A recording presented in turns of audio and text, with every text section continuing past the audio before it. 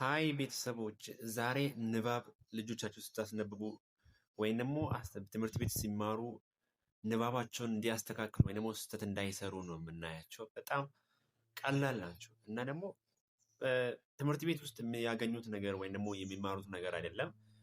ከዚህ በፊት ስለ ፊደል አስተምራችኋለሁ። እዚህ ጋር 5 አናባቢዎች እንዳሉ አይተናቸዋል። አ፣ ኤ፣ ኢ፣ ኦ፣ አ ናቸው። እነዚህ 5ቱ ፊደሎች ናቸው ሌሎች ፊደሎች የሚያስነብቡት።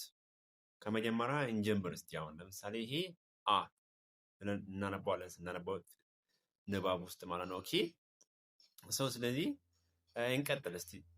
አነባበብ ውስጥ ምን በናችቼ አ ት ባት በአተ ባት ብለን እናነባዋለን። ኦኬ ሰዎች በዚህ መንገድ ነው ልጆቻችሁን መማር የሚችሉት። ከዚህ በፊት የሰራሁት ቪዲዮ ብታዩ ነው በጣም ይጠቅማቸዋል። ሰው አጽፈን ሌላ ፊደል ብንጽፍበት የራሷን ድምፅ ነው የምትሰጣቸው። ፎር ኤግዛምፕል ድ አ ድ ዳድ። ኦኬ ዳድ። another example ፍ አ ት ፋት ፍአት ፋት ብለን እናነባዋለን ማለት ነው። በዚህ መንገድ በጣም ይቀላቸዋል። እኛ ትምህርት ቤት ውስጥ የሚማሩ ተማሪዎች የምር አንደኛ ክፍል ውስጥ ነው ንባብ የሚችሉት።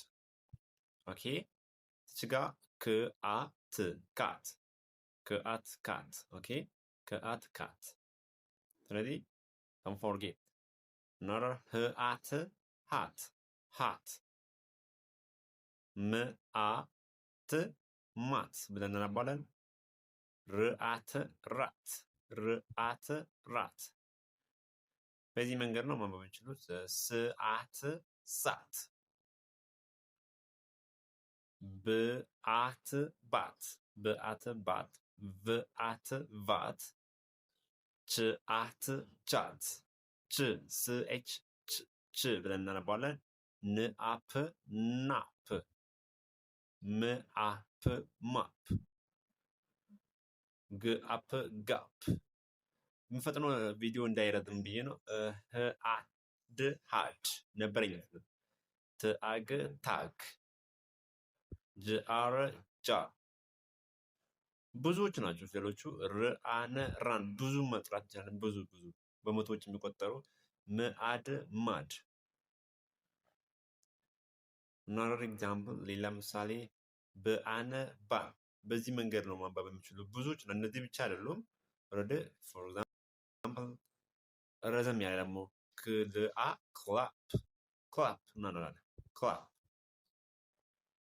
then the next snap. ኦኬ snap በጣት ማጨብጨብ ማለት ነው። ብራን ብራን